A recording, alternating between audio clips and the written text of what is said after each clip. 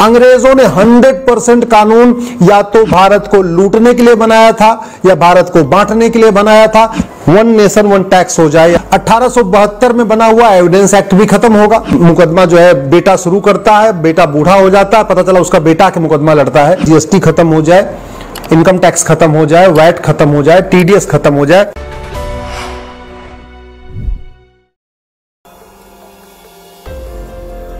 पिछले साल माननीय प्रधानमंत्री जी ने लाल किले से कहा था कि गुलामी की एक एक निशानी को मिटाना है। माननीय गृह मंत्री जी ने अंग्रेजों के 3 कानूनों को खत्म करने के लिए पार्लियामेंट में बिल पेश कर दिया है। 1860 में बना हुआ इंडियन पिनल कोड अब खत्म हो जाएगा।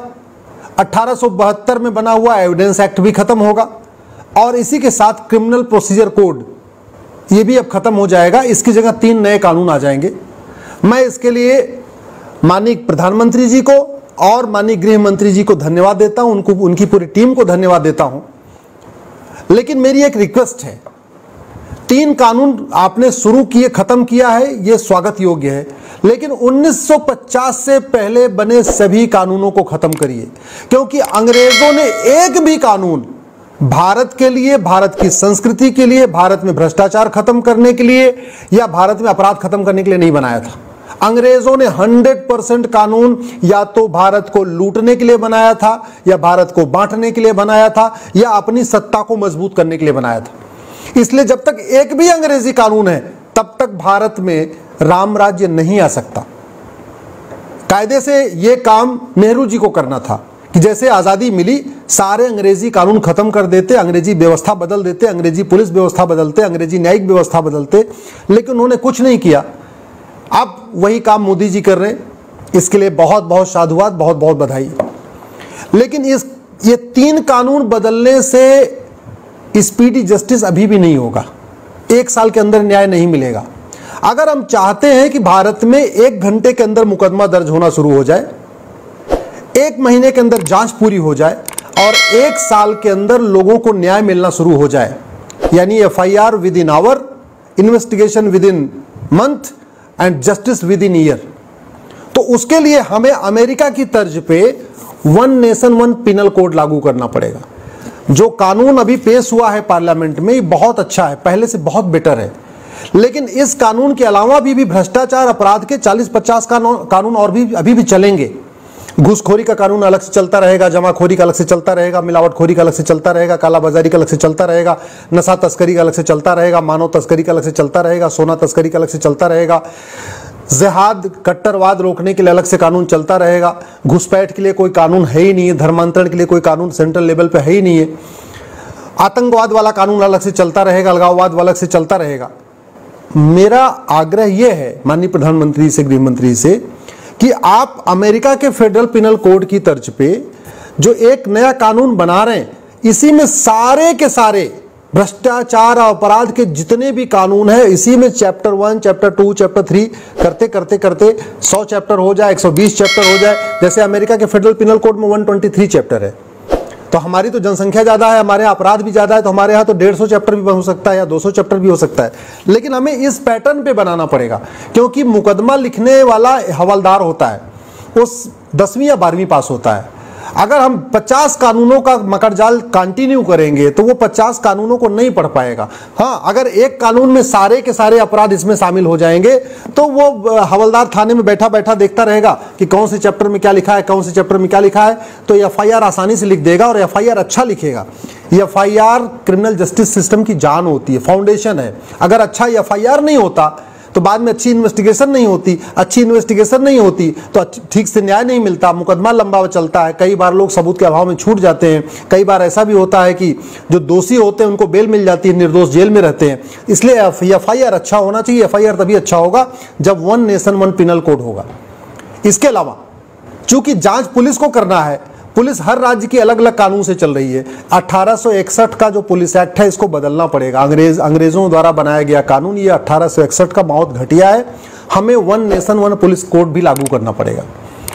तीसरी बात, बहुत सारे लोग झूठ बोलते हैं, लगातार बोलते हैं। तो झूठे मुकदमों को रोकने के लिए, झूठी गवाही को रोकने के लिए, झूठी शिकायत को रोकने के लिए और सच उगलवाने के लिए नार्को पॉलीग्राफ ब्रेन मैपिंग कानून बनाना पड़ेगा। जब तक ये नहीं होगा तब तक 1 घंटे में एफआईआर अगर हो भी गई तो 1 महीने में जांच नहीं हो पाएगी और 1 साल में न्याय नहीं मिल पाएगा।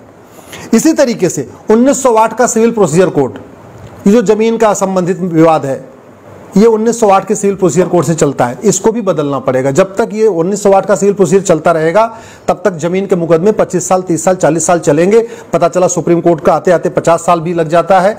मुकदमा जो है बेटा शुरू करता है, बेटा बूढ़ा हो जाता है, पता चला उसका बेटा के मुकदमा लड़ता है। तो ये 1908 का सिविल प्रोसीजर कोड भी बदलना पड़ेगा। Judicial code, one nation one judicial code लागू करना पड़ेगा। पूरे देश के जज, चाहे हाई कोर्ट के जज हों चाहे वो डिस्ट्रिक्ट कोर्ट के जज हों, सबके लिए एक रूल्स रेगुलेशन बनाना पड़ेगा, सबके लिए एक प्रोसीजर बनाना पड़ेगा, कॉमन जुडिशियल टर्म यूज करना पड़ेगा। तो एक one nation one judicial code भी लागू करना पड़ेगा। इसको सुप्रीम कोर्ट खुद करे और सुप्रीम कोर्ट खुद नहीं करना तो हाई कोर्ट को, पार्लियामेंट को करना पड़ेगा। इसी तरीके से एक जुडिशियल चार्टर लागू करना पड़ेगा कि कौन सा मुकदमा कितने दिन के अंदर खत्म होगा, कौन सा मुकदमा 5 डेट में खत्म होगा, कौन सा 10 डेट में खत्म होगा, कौन सा 15 डेट में खत्म होगा। इसके लिए एक जुडिशियल चार्टर लागू करना पड़ेगा। एक सिटीजन चार्टर लागू करना पड़ेगा कि जो जितने भी अधिकारी हैं, चाहे हवलदार हैं, चाहे वो थानेदार हैं, चाहे वो तहसीलदार हैं या कलेक्टर हैं या क्लर्क हैं, एडीएम है, चकबंदी अधिकारी हैं या डीडीसी, एसओसी हैं, टाइम बाउंड तरीके से शिकायतों को दूर करें, उसके लिए एक सिटीजन चार्टर लागू करना पड़ेगा। एक एडमिन चार्टर लागू करना पड़ेगा। और सबसे इंपॉर्टेंट, सारे कानून बन गए लेकिन अगर भ्रष्टाचार खत्म नहीं होगा तो भी जस्टिस विद इन ईयर नहीं होगा। टारगेट है जस्टिस विद इन ईयर। मेरे जीवन का लक्ष्य है कि 1 साल के अंदर लोगों को न्याय मिले और भ्रष्टाचार जड़ से खत्म हो जाए। तो सारे कानून बन जाएंगे लेकिन अगर भ्रष्टाचार खत्म नहीं होगा तो लोग पैसा ले लेंगे। थानेदार भी पैसा लेगा, हवलदार भी पैसा लेगा, कलेक्टर भी पैसा लेगा, क्लर्क भी पैसा लेगा, पेशकार भी पैसा लेगा और फिर कुछ न कुछ उसमें कमी निकाल के इसको तारीख पे तारीख चलती रहेगी। तो भ्रष्टाचार खत्म हो उसके लिए जरूरत है वन नेशन वन टैक्स लागू किया जाए।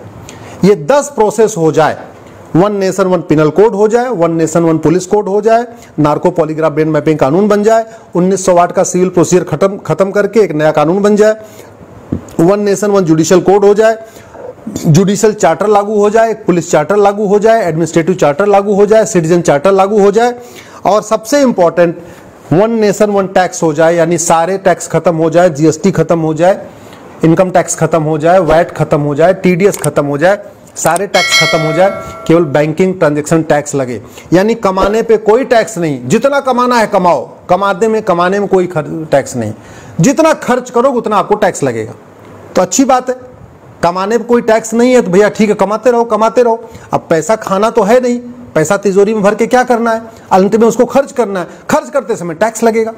मैं गारंटी के साथ कहता हूं वन नेशन वन टैक्स से भ्रष्टाचार खत्म हो जाएगा। और भ्रष्टाचार खत्म हो गया यानी थाने की दलाली बंद हो गई, तहसील की कमीशनखोरी बंद हो गई, जिले की अगर घूसखोरी बंद हो गई, तब वास्तव में ये जो कानून है ये इफेक्टिवली इंप्लीमेंट हो पाएंगे।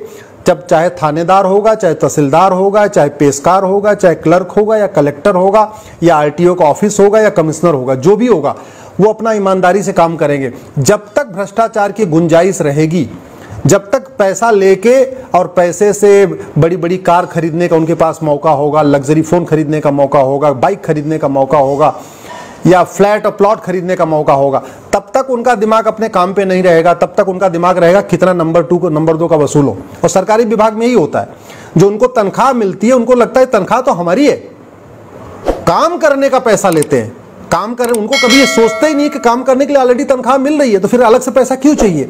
लेकिन उनको लगता है कि नहीं, जो वेतन आ रहा है वो तो फंडामेंटल राइट है, वो तो मुफ्तखोरी का है, वो तो हमारा नाम चल रहा है, साइन करने के लिए हमारा वेतन आ रहा है, बाकी जो भी काम करेंगे उसके लिए पैसा चाहिए। तो मैं माननीय प्रधानमंत्री से निवेदन करता हूं, उनको आग्रह करता हूं, गृह मंत्री से आग्रह करता हूं, अब आप वन नेशन वन टैक्स की तरफ बढ़िए, पुलिस चार्टर लागू करिए, जुडिशियल चार्टर लागू करिए, सिटीजन चार्टर लागू करिए, एडमिनिस्ट्रेटिव चार्टर लागू करिए, 1908 का सिविल प्रोसीजर कोड भी बदलिए, इसी तरीके से नार्को पॉलीग्राफ ब्रेन मैपिंग कानून बनाइए और जस्टिस विद इन ईयर, इस मंत्र को आप साकार करिए। अब Bharat justice within year चाहता है। हम चाहते हैं कि गरीब से गरीब हो, अमीर से अमीर हो, व्यापारी हो, शिक्षक हो, डॉक्टर हो, इंजीनियर हो, सबको 1 साल के अंदर न्याय मिल जाए। और माननीय प्रधानमंत्री जी, ये काम आप ही कर सकते हैं। आप बहुत सारे ऐतिहासिक काम कर रहे हैं, बहुत सारे ऐतिहासिक निर्णय ले रहे हैं। जो काम नेहरू जी नहीं किए, शास्त्री जी नहीं किए, नरसिम्हा राव जी नहीं किए, चंद्रशेखर जी नहीं किए, बीपी सिंह नहीं किए, गुजराल साहब नहीं किए, इंदिरा गांधी नहीं की, राजीव गांधी नहीं किए, अटल जी नहीं किए, वो सारे काम आप कर रहे हैं। तो बस एक और आप अपने इनिशिएटिव में ले लीजिए, अपनी प्रायोरिटी में ले लीजिए, जस्टिस विद इन ईयर। इस देश का उपकार हो जाएगा। मुकदमों के कारण लोग तड़प रहे हैं, उन्हें केवल आपसे ही आशा बची हुई है।